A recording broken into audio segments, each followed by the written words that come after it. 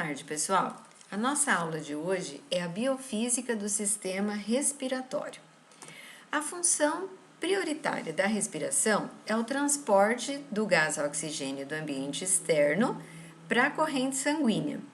Por que isso? Para suprir as necessidades que o organismo tem do oxigênio em processos oxidativos e na cadeia transportadora de elétrons que acontece na mitocôndria, no processo de produção de energia, na produção de moléculas de ATP, e também para remover o gás carbônico que sobra desses processos oxidativos e levá-lo de volta para o meio ambiente, porque se ele ficar lá dentro da célula, ele pode intoxicar o interior dessas células e atrapalhar em todo o metabolismo dela. Então, ele tem que voltar para o meio, ele tem que sair do organismo. As estruturas que o ar passa, para até chegar nos alvéolos, que é a última instância do sistema respiratório, a passagem do ar, então, é pelo nariz, entra pelos orifícios do nariz, atravessa a cavidade nasal, a faringe, a laringe, a traqueia, os brônquios principais, que se dividem, então, nesse ponto, levando o oxigênio para os dois pulmões. Depois eles se ramificam numa árvore brônquica grande, tá? Até chegar nas últimas estruturas, onde vai acontecer efetivamente a troca gasosa, que são os alvéolos respiratórios, esses saquinhos aqui no final de cada bronquíolo. Além disso, dessas estruturas citadas, nós temos também as pleuras, que são membranas que revestem todo o nosso pulmão e também o interior do nosso tórax. Então, nós temos duas pleuras, a pleura visceral, que é intimamente ligada à superfície externa do pulmão, e a pleura parietal, que reveste a parede torácica e também o diafragma, está em contato com a parede torácica, os músculos torácicos e também o diafragma. Entre as duas camadas, há um líquido, que nós chamamos de líquido pleural. Ele existe entre essas duas camadas de membrana, formada por tecido conjuntivo, que são as pleuras, para diminuir a tensão superficial entre elas. Dessa forma, ela colabora para expandir os pulmões, principalmente na fase inspiratória, facilitando a mecânica respiratória. Os pulmões ficam, então, dentro do tórax e na sua base existe o músculo principal da respiração, que é o diafragma. E nesse desenho aqui a gente consegue ver a posição do diafragma relaxado e ele é bem côncavo, tá? Relaxado. Depois, quando ele for se contrair, ele vai ficar mais retificado e vai aumentar então esse espaço aqui que eu já vou falar. Aqui também a gente consegue ver a pleura parietal, que é essa rosinha, e a pleura visceral, que é a pleura, a camada de membrana que vai revestir o pulmão. Esse espaço aqui no meio é um espaço chamado de mediastino. Então, os mecanismos de fluxo de ar nos pulmões são dois, a inspiração e a expiração. A inspiração é o ato de você botar oxigênio para dentro do pulmão. Isso acontece quando o diafragma, que é o principal músculo respiratório, se contrai, forçando o conteúdo abdominal para baixo e para frente. Isso faz aumentar o espaço da cavidade torácica no sentido longitudinal. Os músculos intercostais externos também participam da inspiração, fazendo com que diminua a pressão intrapleural, que sempre é negativa. Entre as duas pleuras existe uma pressão que sempre é negativa. A pressão atmosférica e a pressão do pulmão, relaxado, ele é em torno de 760 milímetros de Hg. o interior do pulmão e a atmosfera possuem o mesmo nível de pressão. Só que entre as duas pleuras, a pressão é dela, nesse espaço, ela é mais baixa do que no pulmão, tá? É 756, 4 só, mas é mais baixa.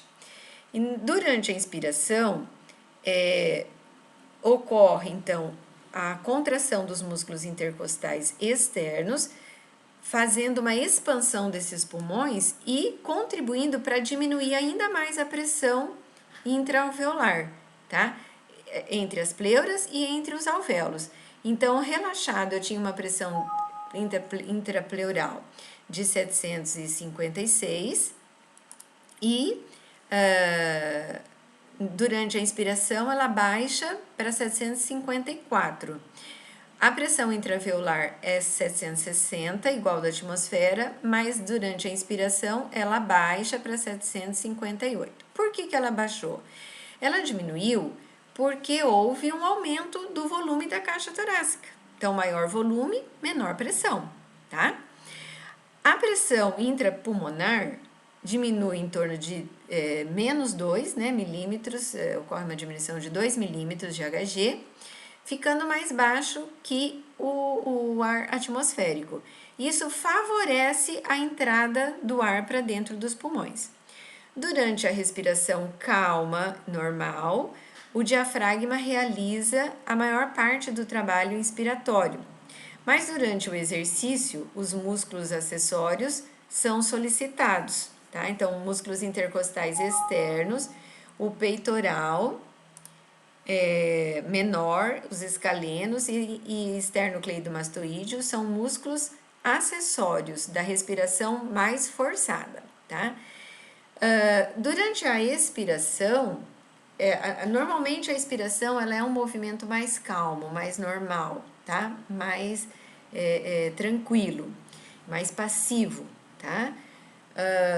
Porque os pulmões e a parede torácica são elásticos, né? Então eles expandiram durante a inspiração e no final disso acontece a expiração, que seria uma volta dessas estruturas elásticas. Por isso que nós dizemos que a expiração é um ato mais passivo.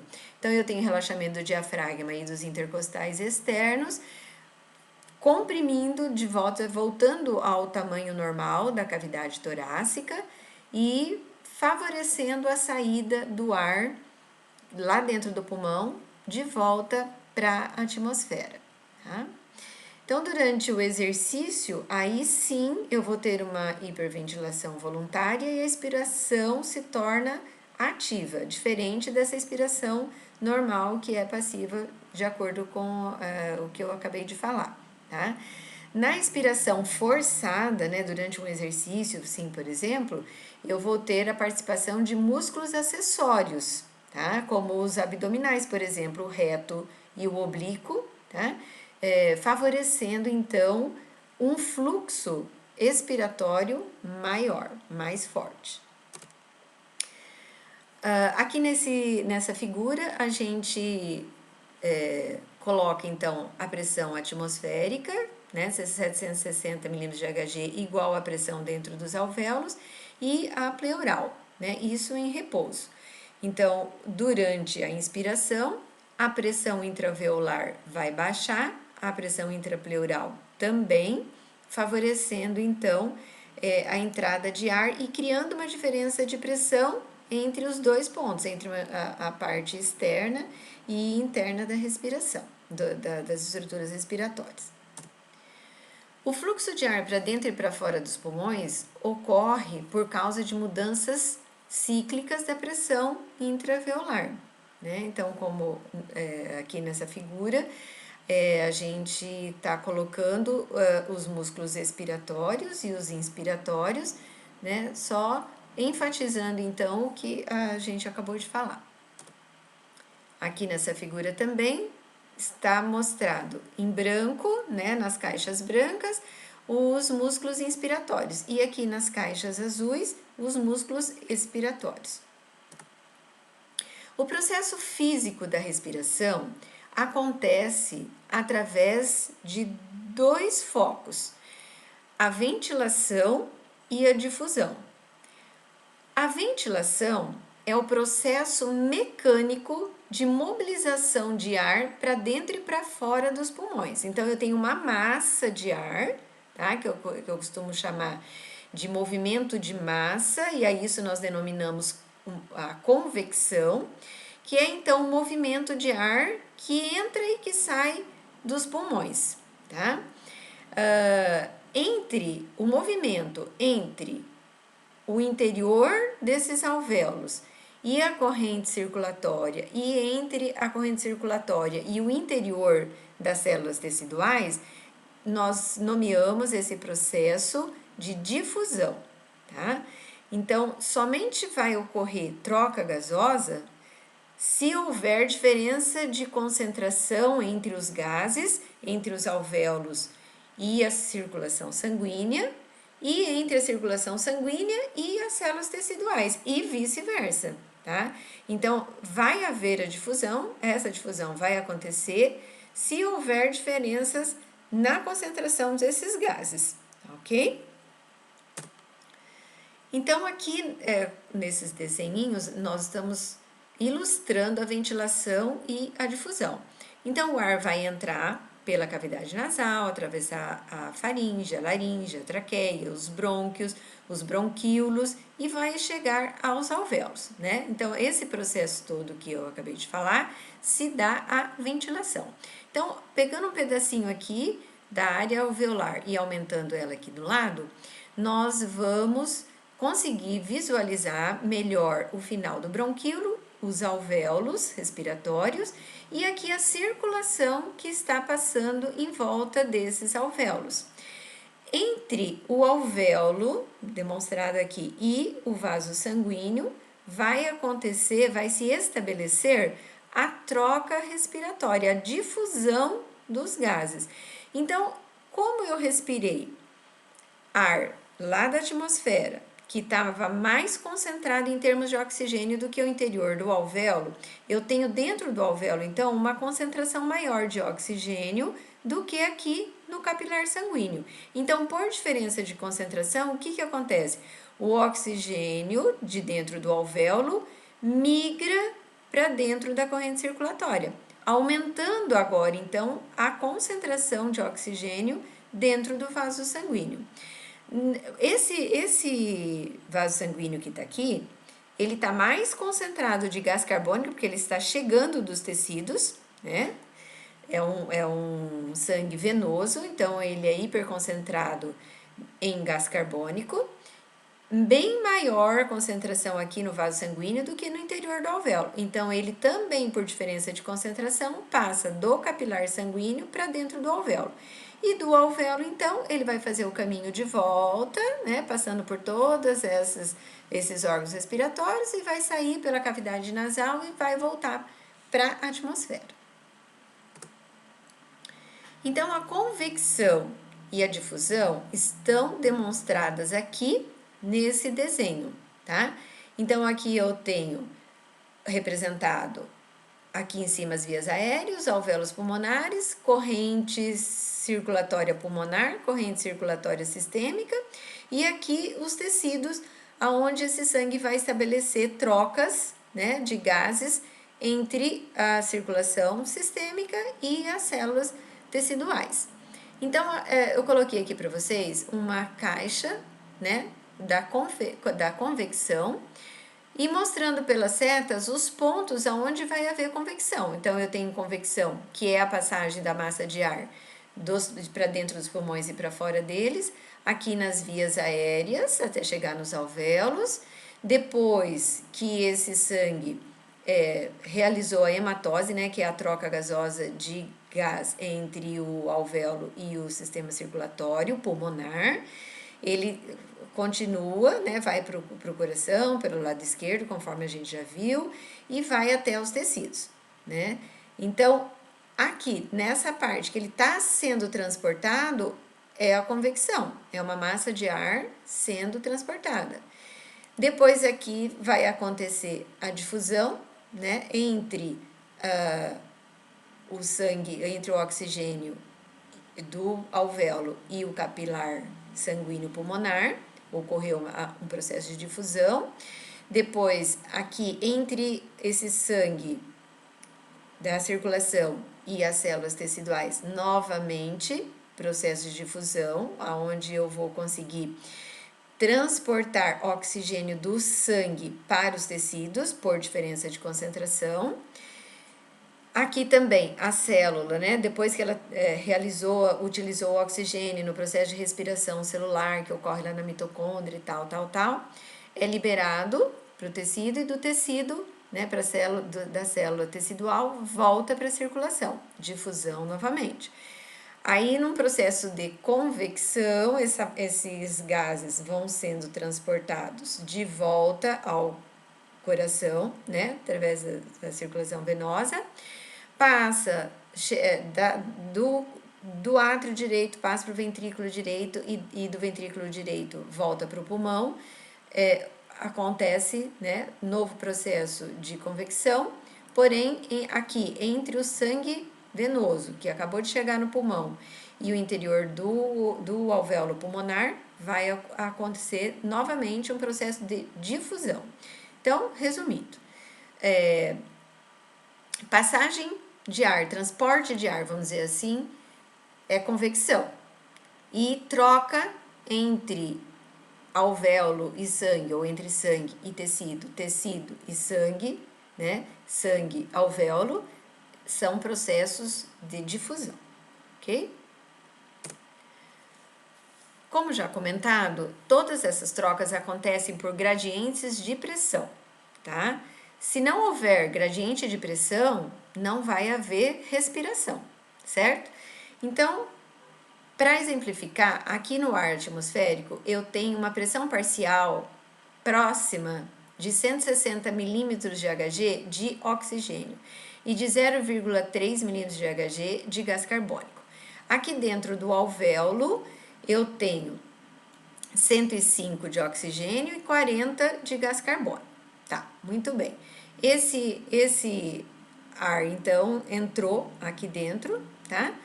E vai acontecer uma saturação de oxigênio no meu sangue, tá? Então, quando o sangue venoso está chegando aqui no pulmão, ele chega numa pressão de oxigênio de 40, tá? Uma pressão baixa. Mas através da difusão desse oxigênio para dentro da circulação, ocorreu, né, tinha, por diferença de concentração, aqui dentro eu tinha mais oxigênio, então a concentração dele era maior aqui dentro do alvéolo do que no vaso sanguíneo, o oxigênio então entrou, tá? E aumentando essa saturação de oxigênio para 100 milímetros de Hg. Ok, esse sangue então vai para o coração do lado esquerdo, o coração do lado esquerdo transfere esse gás oxigênio para os tecidos e aqui nas células vai acontecer então uma troca, um processo de difusão entre o capilar sanguíneo e a célula, certo? Então, aqui na célula, a minha pressão de oxigênio era 40, vai chegar com uma saturação de 100, então, por diferença de concentração, o oxigênio transportado para a célula, tá? A célula utiliza no processo de respiração celular e vai liberar uma quantidade de oxigênio, né? Vai sair também oxigênio, não tem como deixar todo o oxigênio lá dentro, um processo contínuo, né, de entrada e saída de gás carbônico e de oxigênio e de outros gases também, mas ela libera aqui no seu sangue venoso uma concentração de 40 só milímetros de Hg de oxigênio, porque ela utilizou aqui dentro do seu processo metabólico. E ela libera também o gás carbônico, porque através dessa utilização do oxigênio, uma grande parte dele foi convertida em gás carbônico, tá?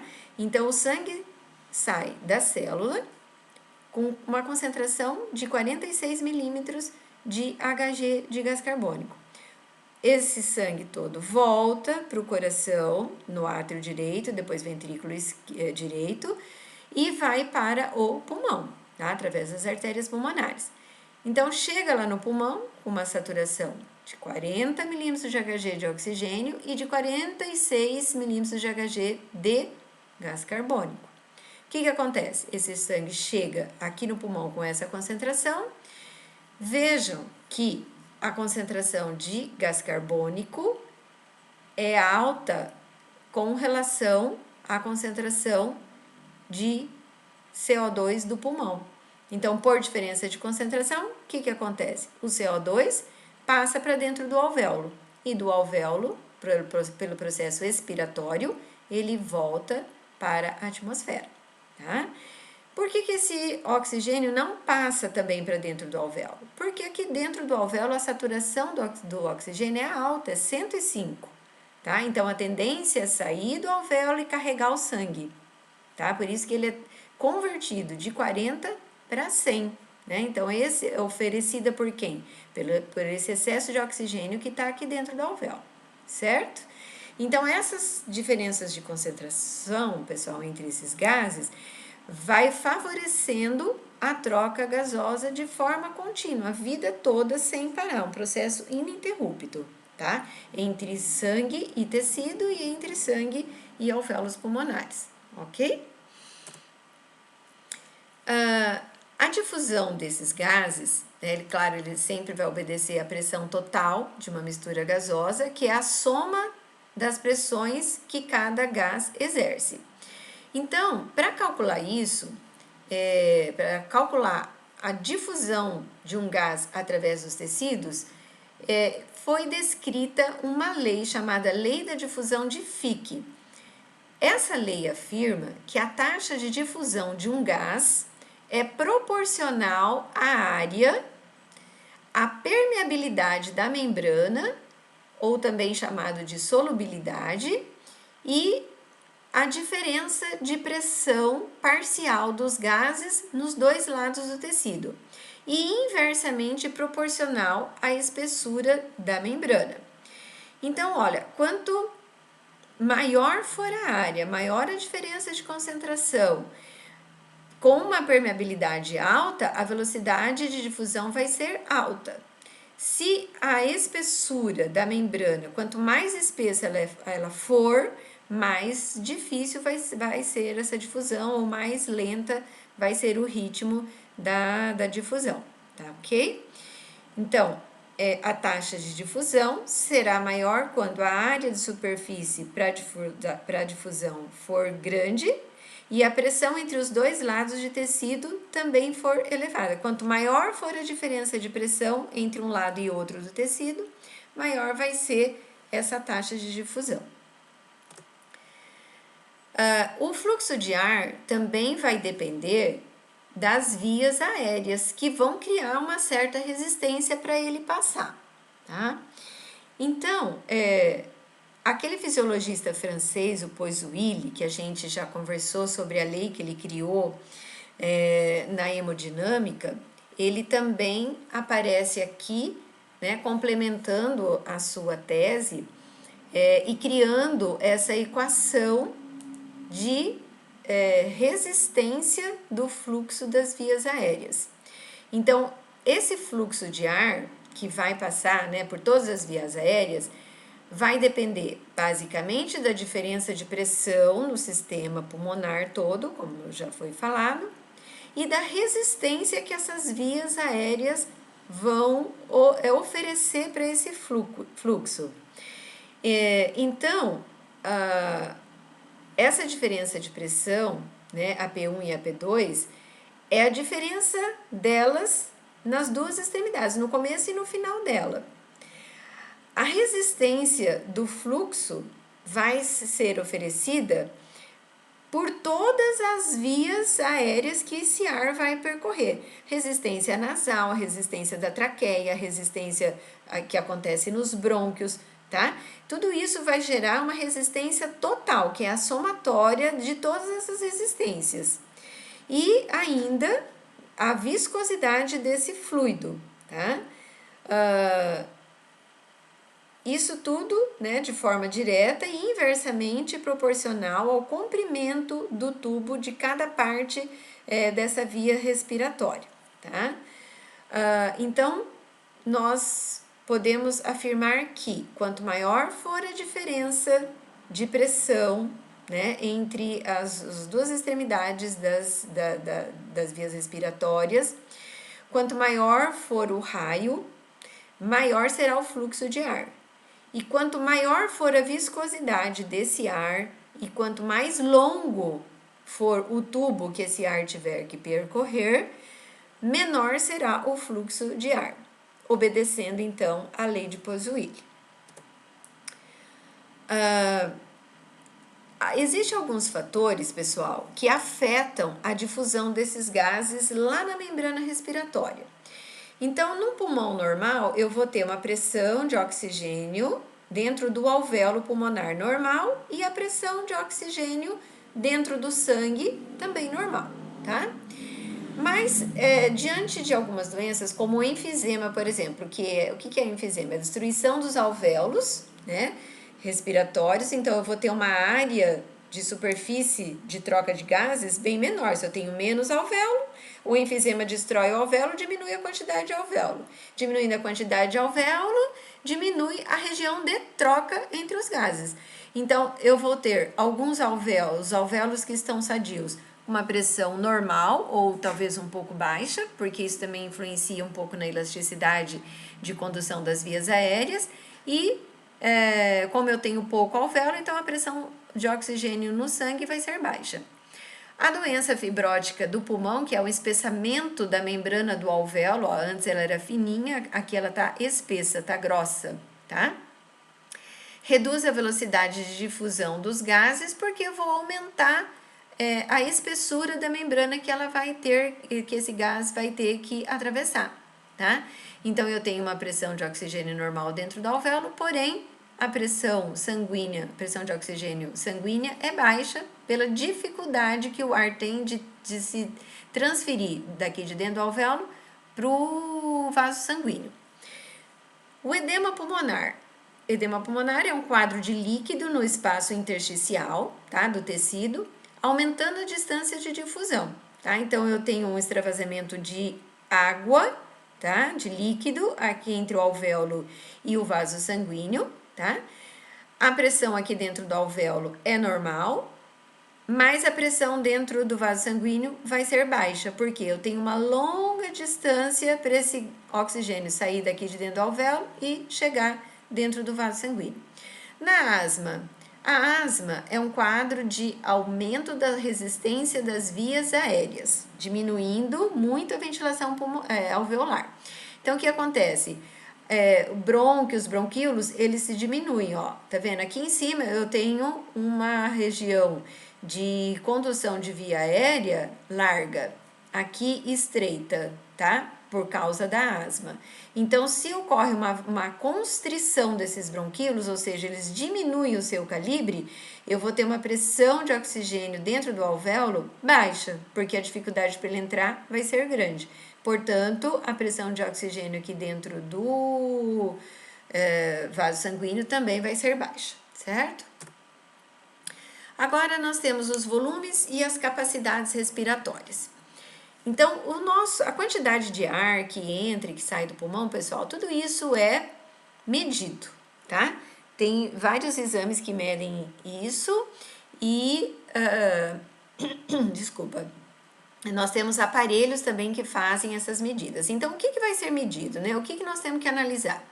Nós temos que analisar o volume, que são determinadas em função da quantidade de ar de uma região para outra, tá? E da função inspiratória e expiratória. E a capacidade, que é a quantidade de ar que pode ser inalada a partir do fim de uma inspiração ou a partir de uma expiração máxima, tá? Então, eu respiro normalmente, tá? Eu vou ter um volume corrente, uma capacidade tranquila, mas A quantidade máxima, a capacidade máxima é aquilo que eu consigo ir além da inspiração normal, na inspiração máxima e na expiração máxima, tá ok? Então, como que eu analiso esses volumes? Os volumes pulmonares, então, são o volume corrente, que é a quantidade de ar inspirado e expirado durante uma respiração normal, em repouso, tranquila. Isso gera em torno de um movimento de gás em torno de meio litro, tá?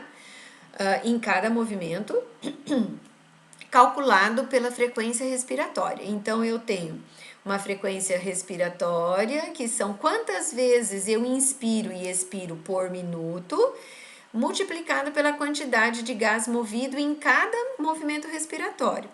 Durante um esforço, isso pode triplicar, quadruplicar, dependendo do esforço físico, pode chegar até 3 litros e pouco de ar entrando e saindo desse pulmão, tá ok?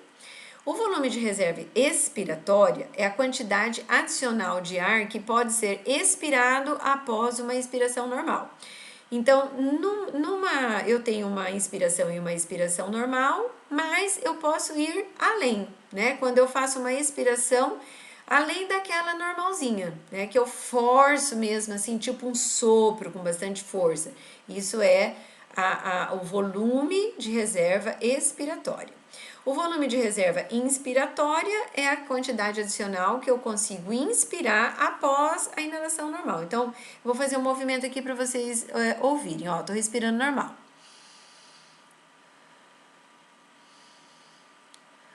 Agora eu vou fazer uma inspiração forçada.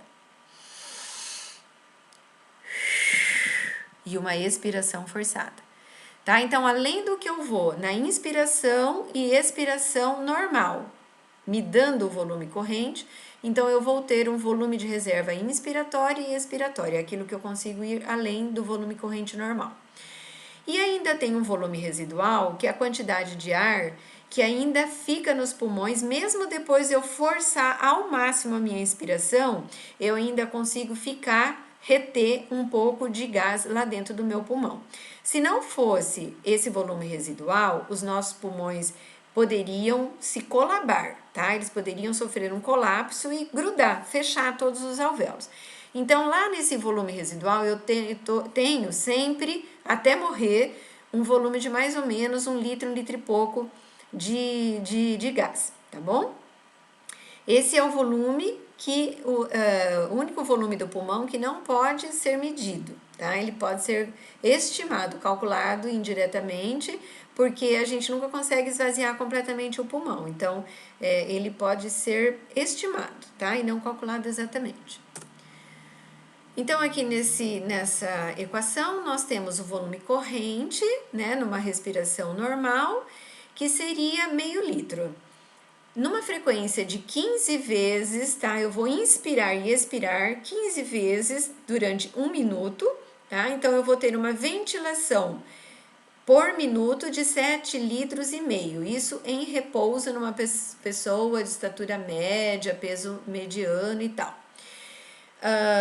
Durante o exercício, isso se torna bem maior. Então, durante o exercício, eu vou inspirar em cada movimento 3 litros, né, numa frequência maior, de 40, por exemplo, a 50, então eu vou ter em torno de 120 a 175 litros de gás por minuto, tá? Essa quantidade entra e sai por minuto durante o exercício físico. Agora, as capacidades pulmonares, pessoal, tudo isso tá no gráfico no próximo slide, tá? Mas eu já vou mostrar, vou só falar aqui primeiro, explicar. Então, as capacidades pulmonares são medidas de 2 ou mais volumes. Então, eu tenho a capacidade vital, que mede a quantidade máxima de ar que pode ser inalado ou exalado durante um ciclo respiratório. Então, a capacidade vital é a soma do volume corrente, do volume de reserva inspiratória e do volume de reserva expiratória, tá? Então, é tudo.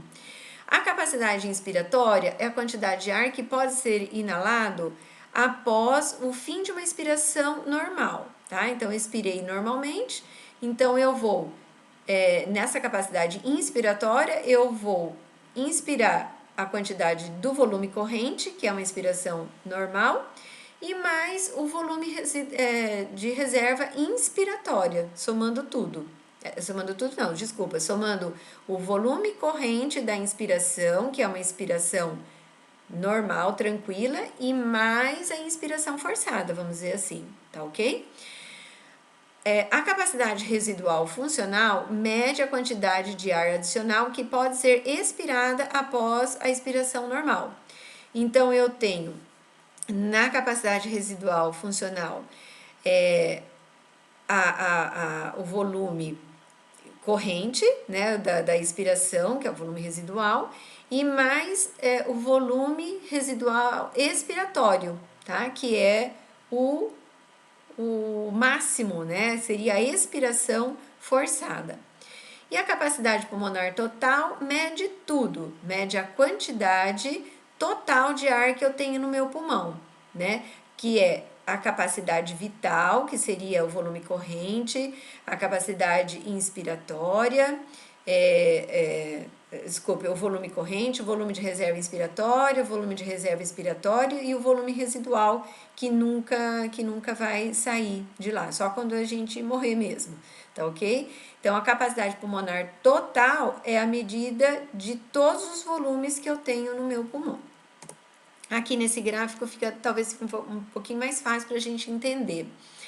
Então, o que eu tenho aqui, ó? Eu tenho volume corrente, tá? Nessa faixa aqui, ó, de meio, né, a quase 3, por exemplo, um volume de ar corrente, certo? Que ocorre durante a inspiração e a expiração normal. Depois, nessa parte aqui, eu tenho daqui, que é o volume corrente normal, tá? O pico máximo da inspiração. Até lá em cima, eu tenho o volume de reserva inspiratória, tá? Então, ele vai daqui até lá em cima. Depois, eu tenho também, que coincide, né, com esse volume de reserva inspiratória, eu vou ter a minha capacidade inspiratória, que é o volume corrente e mais o volume de reserva inspiratória, ok? Depois eu tenho a capacidade vital, que é a soma do volume de reserva inspiratório, volume corrente e o volume de reserva expiratório. Eu deveria ter falado antes, né? Mas é esse daqui, ó. Eu tenho então a expiração, no final da expiração normal, o que eu forço, né? Seria aquela expiração forçada, tá? Empurrada. Então, aqui, esse volume aqui é o volume de reserva expiratória. A capacidade inspiratória eu já falei, e a capacidade vital, então, é a soma do volume de reserva inspiratória, né? Do volume de reserva expiratória e do volume corrente. Então, todo esse espaço aqui, ó, sugere a capacidade vital. Então, tá certo? Esse voluminho aqui embaixo, que nunca sai do pulmão, a não ser quando a gente morre, é o volume residual, tá? E a capacidade funcional residual, é a quantidade de ar que fica sempre paradinho aqui, tá? E a capacidade pulmonar total é tudo, é a soma do volume de reserva inspiratório, do volume de reserva expiratório, da capacidade funcional residual e do volume residual. Então, somando tudo isso aqui, eu tenho a capacidade pulmonar total, certo? Então, diante de uma necessidade, diante do controle do atleta, ou diante do controle da recuperação de alguma doença, né, pulmonar, respiratória, então nós temos essa escala, né, que mede esses volumes e capacidades pulmonares. Transporte de oxigênio e gás carbônico no sangue. O oxigênio, pessoal, ele é transportado pelo sangue basicamente, quase que a totalidade dele, combinado com a hemoglobina. A hemoglobina é uma proteína presente no glóbulo vermelho, né, presente na hemácia, sendo que cada molécula de hemoglobina pode transportar até 4 moléculas de oxigênio. Ela se liga a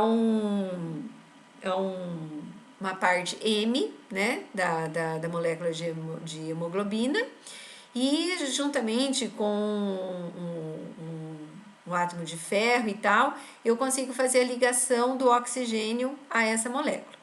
Então, graças a esses 4 grupamentos, né, M, que tem na hemoglobina, nós conseguimos transportar 4 moléculas de oxigênio por molécula de hemoglobina. O aumento da temperatura corporal e a diminuição do pH sanguíneo acarreta em maior liberação do oxigênio da hemoglobina na célula, diminuindo a ligação do oxigênio à hemoglobina. Então, eu vou ter um sangue com uma saturação de oxigênio menor. Em que situação? Em situações de aumento de temperatura corporal, no caso de febre, por exemplo, e também na diminuição do pH. Quando o pH sanguíneo se tornar mais ácido, eu vou ter um desacoplamento maior do oxigênio com a molécula de hemoglobina, saturando menos esse sangue e podendo comprometer o suprimento de oxigênio das células teciduais, certo? O gás carbônico, ele é transportado de 3 formas: dissolvido no sangue, tá? 10% dele, da quantidade dele, é dissolvido diretamente no sangue. 20% também ele consegue se ligar à molécula de hemoglobina, formando a carboxihemoglobina. Só que a maior parte, 70% do gás carbônico, é transportado na forma de bicarbonato, tá? Então, ele é convertido em ácido carbônico, depois em bicarbonato, e dessa forma ele consegue se deslocar melhor na corrente circulatória e chegar aos alvéolos pulmonares. Eu vou só adiantar aqui um pouquinho para mostrar, para a gente finalizar essa forma de transporte, que o slide ficou, não ficou fora de ordem, mas eu gostaria já de explicar essa parte aqui, tá? Então, aqui eu tenho um alvéolo, uma célula, né, uma célula tecidual, e esse gás carbônico aqui para mostrar o transporte de gás carbônico no sangue, tá? Então, esse gás carbônico celular, ele vai entrar aqui na corrente circulatória de 3 formas: dissolvido diretamente no plasma, combinado à hemoglobina, formando a carboxihemoglobina, e formando um processo de bicarbonato. Então, ele é transferido, né, para a célula sanguínea, para dentro da hemácia, se junta com água e forma o ácido carbônico, que depois é convertido, então, em bicarbonato. Ocorre uma dissociação, né, dos íons de hidrogênio, e ele, então, fica solto, né, através da transposição do cloreto, ele consegue sair da hemácia e percorrer o plasma sanguíneo na forma de bicarbonato. A forma, na forma de bicarbonato, é a que a maior quantidade de gás carbônico é transformado dessa forma. Depois, para ele sair da corrente circulatória e entrar no alvéolo para ser eliminado para a atmosfera, ele é reconvertido, tá? Vou mostrar aqui para vocês, olha. Ele está chegando, né, aqui, dissolvido com o bicarbonato. Ele entra no eritrócito, ou pode ser também a hemácia, tá? São sinônimos. E se junta, né, se junta novamente em ácido carbônico, e esse ácido carbônico se dissocia em gás carbônico e água, e ele então consegue transpor para dentro do alvéolo, tá? Então, ocorrendo essa reação química aqui, de bicarbonato em ácido carbônico, essa dissociação dele se torna bem mais fácil, tá? Não teria como esse bicarbonato entrar dentro do alvéolo, mas ele sendo reconvertido em gás carbônico novamente, ele consegue passar para dentro do alvéolo pulmonar e daqui vai embora. Também, quando ele está ligado à hemoglobina, né, na forma de carboxihemoglobina, ele se dissocia da molécula de hemoglobina aqui dentro da hemácia e vai para dentro do alvéolo. E também aquela pequenininha parte de gás carbônico dissolvido também vai passar para dentro do alvéolo, ok? Então, voltando um pouquinho aqui o slide, só para a gente observar o efeito da alteração da temperatura do sangue na curva de dissociação da hemoglobina, da oxihemoglobina.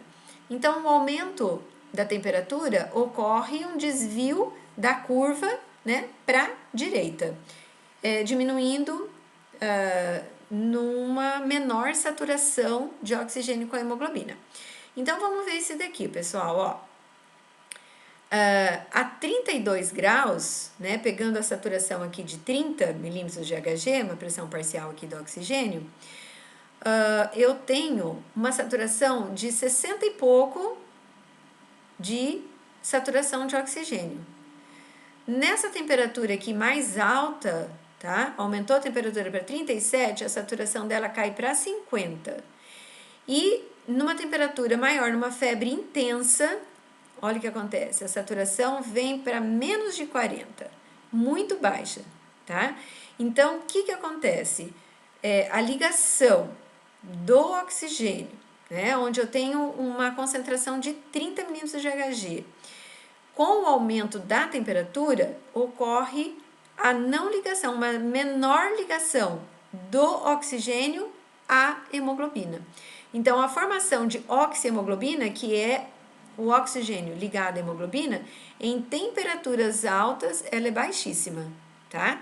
E isso pode acarretar, inclusive, na vida do ser humano, tá? Porque se eu tenho uma baixa oxigenação dos meus tecidos, como é que as células, vamos pensar nas células neuronais, né, que tem uma alta atividade mitocondrial na produção de ATP.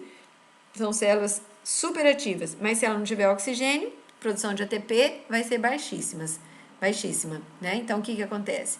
Isso pode depor contra a atividade, totalmente contra a atividade celular e acarretando a vida desse indivíduo, tá?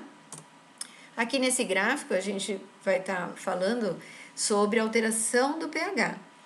Então, quanto mais baixo o pH do sangue, menor vai ser a saturação dele, a ligação dele com a hemoglobina, tá? Então, olha, observem aqui, ó. Partir aqui do 30, né, numa saturação de oxigênio sanguíneo de 30, num pH de 7,2, eu tenho uma saturação, uma formação, melhor dizendo, de oxihemoglobina de 45, tá? No pH 7,6, 70. No pH de 7,4, né, eu tenho 55. Então, 7,6 é o pH ideal, né? O pH ideal, o pH mais certinho do nosso sangue é 7,6. Então, isso aqui comprova pra gente que com um pH sanguíneo de 7,6 eu tenho uma maior ligação de oxigênio com a hemoglobina, certo? A regulação da respiração. Então, o sistema nervoso regula a respiração de acordo com a necessidade do corpo, né? De modo que a pressão do oxigênio e do gás carbônico são pouco alteradas. Mesmo durante o exercício forte e outros tipos de estresse respiratório, essa alteração não é muito grande, mas é suficiente para manter a necessidade do organismo. Então, eu tenho no meu tronco encefálico, ó, aqui, essa região aqui que eu estou mostrando aqui, é o tronco encefálico, tá? Ele é formado por mesencéfalo, pela ponte e pelo bulbo. Aqui na ponte e no bulbo, existem as áreas de controle respiratório propriamente dito, tá? Eu chamo isso aqui de área pneumotáxica, que acelera o ritmo respiratório, e a área apnêustica, que ela freia, ela diminui o ritmo respiratório. E ainda, um pouco mais abaixo, já no bulbo, eu tenho a área de ritmicidade, tá? Então, o bulbo e a ponte, né, através da área pneumotáxica, da área apnêustica e da área de ritmicidade, vão controlar o ritmo respiratório. Então, nós chamamos esse centro de centro respiratório, tá? E esse centro respiratório, eles são extremamente sensíveis à alteração de da pressão do oxigênio, do gás carbônico e do pH, tá? Então, essas alterações da pressão do oxigênio, do gás carbônico e do pH sanguíneo informam essa área do centro respiratório, e o centro respiratório envia informações por vias motoras eferentes, né, do centro respiratório para o diafragma, aumentando ou diminuindo o ritmo respiratório, dependendo da necessidade, tá? Então, esses estímulos, essas alterações, são detectadas por centros, tá? Por centros de controle externos, né? Fora do meu tronco encefálico, para que esse monitoramento seja eficiente, tá? Então, eu tenho várias estruturas que captam essas alterações de pressão, de oxigênio, de gás carbônico e de pH. Informam o centro respiratório, e esse centro, né, essa região central do sistema nervoso, né, que é essa área presente na ponte e no bulbo, vão informar os músculos respiratórios. Se é para contrair mais o diafragma, eu vou aumentar o meu ritmo respiratório. Se é para diminuir o ritmo respiratório, esse diafragma vai sofrer uma eferência, uma informação menor, né, para diminuir. Então, existe um controle muito afinado para informar o centro respiratório e, a partir desse centro respiratório, controlar o ritmo respiratório. Aqui nesse slide aqui, eu estou mostrando para vocês os quimiorreceptores periféricos, tá? Quem são eles? São os corpos presentes aqui na carótida, tá? Que são os vasos sanguíneos arteriais que levam o sangue arterial para o encéfalo, né? Para todo o encéfalo, toda a cabeça. São chamados de corpos carotídeos, tá? E também aqui na aorta, bem no arco da aorta, eu tenho os corpos aórticos, tá? Então, na artéria aorta e na artéria carótida, eu vou ter um grupo de neurônios que vão funcionar como sensores, chamados de quimiorreceptores, e vão ser sensíveis à queda da pressão do oxigênio arterial. Então, abaixo de 60 milímetros de Hg no sangue, né, eu já vou ter um quadro de hipóxia, que é a diminuição de oxigênio no sangue. Esses centros, tá, vão informar aqui o centro respiratório por vias aferentes, tá? Esse centro respiratório vai informar o diafragma e os músculos inspiratórios a contraírem mais vezes por minuto, aumentando a saturação de oxigênio necessária para equilibrar todo o sistema, tá? Tem várias situações onde eu tenho quadro de hipóxia. Eu posso ter hipóxia por diminuição da pressão, né, de sanguínea, e consequentemente vou ter menos sangue circulando, menos hemácias, menos hemoglobina, menos oxigênio.